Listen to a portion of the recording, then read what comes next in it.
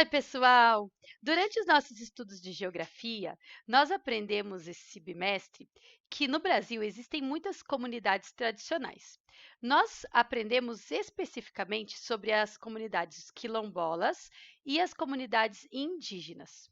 As comunidades quilombolas, elas foram formadas por descendentes das pessoas que viviam nos quilombos. Os quilombos eram pequenas comunidades escondidas. Geralmente, quando um escravo conseguia fugir do seu dono, muitas vezes porque estava sendo maltratado, né? Ele ia até um lugar bem longe e se reunia com outros escravos fugidos. Esses grupos de escravos fugidos viviam em pequenas comunidades chamadas de quilombos. Essas pessoas ficaram vivendo nesses quilombos até quando não existia mais escravidão. E até hoje os seus descendentes moram nesses lugares, que são chamados de comunidades quilombolas. Também existem as comunidades que são as aldeias indígenas, que são comunidades tradicionais. Esses descendentes dos indígenas que viviam aqui antes, né, da chegada dos portugueses, vivem até hoje nesses locais e conservam muitas das mesmas culturas, dos mesmos costumes que os seus antepassados tinham. Claro, né, que todos eles, de alguma forma, foram afetados pelo progresso. Nessas aldeias indígenas, nessas comunidades quilombolas, a forma de construir casas e até mesmo a religião mudou depois da chegada dos europeus, com certeza, né? E toda essa cultura europeia também, de uma certa forma, modificou a cultura desses povos. Mas eles ainda guardam muitas características dos seus antepassados, e principalmente a forma de viver em comunidade, que era a forma que os antepassados lá do quilombo e lá da aldeia viviam. Aqui nesse site, nós temos a definição de quais são as comunidades tradicionais que existem no Brasil. Aqui está escrito assim, ó, eu vou destacar para vocês verem onde eu vou ler.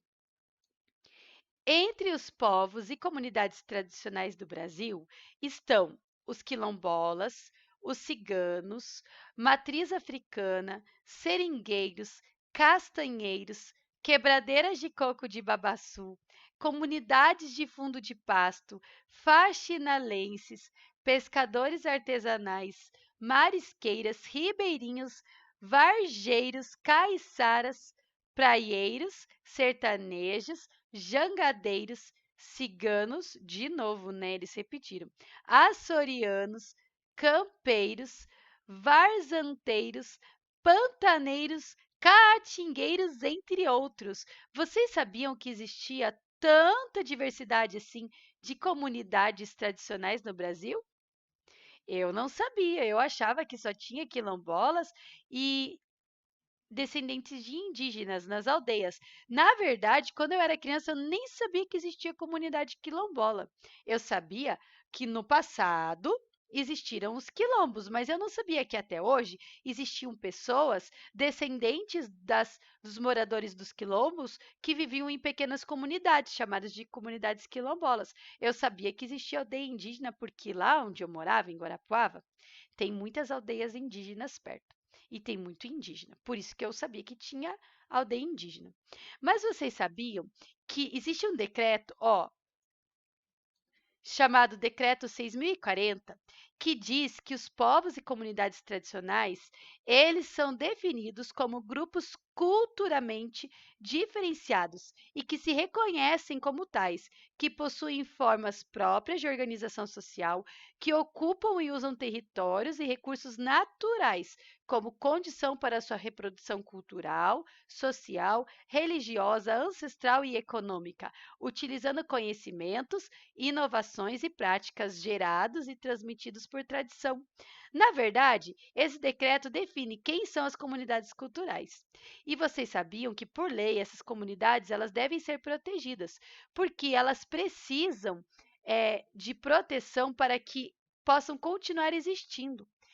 Muitas vezes as pessoas querem se aproveitar, tomar o território que foi definido como um território indígena ou território quilombola. Principalmente pessoas ali da região que acham que pode comprar o lote de terra lá na reserva, lá na aldeia, lá na comunidade, mas se eles deixarem que isso aconteça, as pessoas que vivem nessa comunidade vão ser prejudicadas, porque enquanto elas estão em comunidade, elas conseguem preservar seus costumes, suas tradições e passar a cultura dos antepassados para as próximas gerações, para as crianças e para as que ainda vão vir. Mas se começar a misturar tudo com as outras pessoas que não fazem parte daquela comunidade, muitas dessas culturas e muitas dessas tradições e desses conhecimentos vão se perder até que não reste nenhum.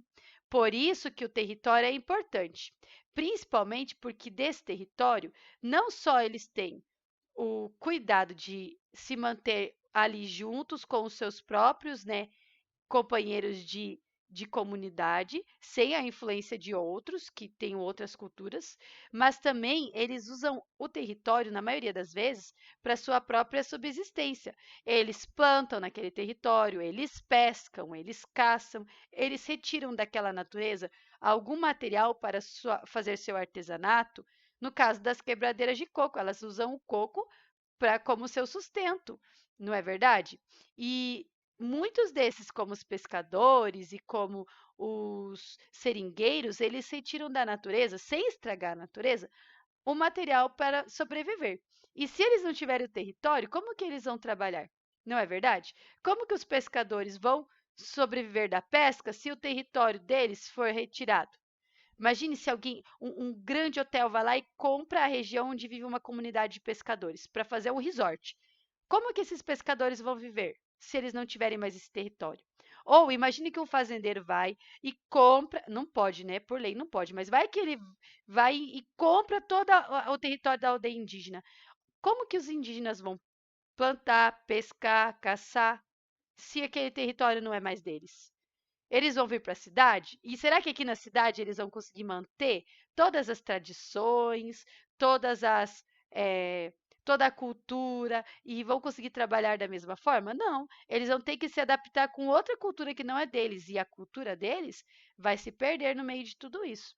Não que o indígena ou o quilombola não possa se adaptar com a nossa cultura, eles podem, mas eles não querem, eles ainda querem manter a sua própria cultura, a sua própria tradição. Eles gostam de trabalhar daquela forma, eles gostam de viver daquela maneira. E por isso nós temos que respeitar e a lei tem que garantir que eles têm o direito de continuar vivendo no mesmo lugar que os seus antepassados viveram. Afinal de contas, se a terra era dos antepassados deles, nada mais justo que eles vivam lá, vocês não acham?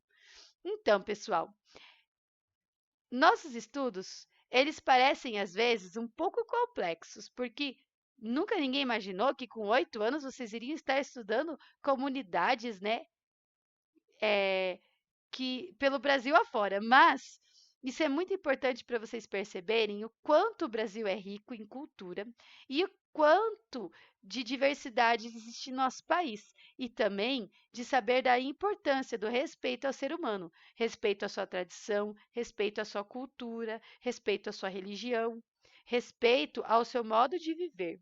E, de uma certa forma, essas comunidades todas auxiliam muito na preservação do ambiente, porque todos eles vivem em harmonia com a natureza, porque precisam dela para sua subsistência. Bem, por hoje é isso. Agora vocês vão continuar lendo a página. Deixa eu olhar aqui, que eu esqueci qual é o número da página. 128. E vocês vão responder a questão 9, tá bom? Que fala que fala não, né, que pergunta quais seriam os prejuízos para a nossa sociedade se esses territórios dos quilombolas ou de outras comunidades tradicionais fosse retirado, se eles não pudessem, né, viver nesses locais. Será que a gente ia perder alguma coisa?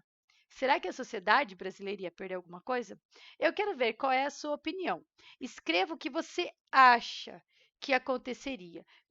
Escreva de acordo com o que você entendeu até agora e depois tire uma foto e mande para a prof lá pelo WhatsApp, que eu quero saber qual é a sua opinião. Na próxima aula, nós conversaremos sobre isso. Um beijo e até a próxima. Tchau!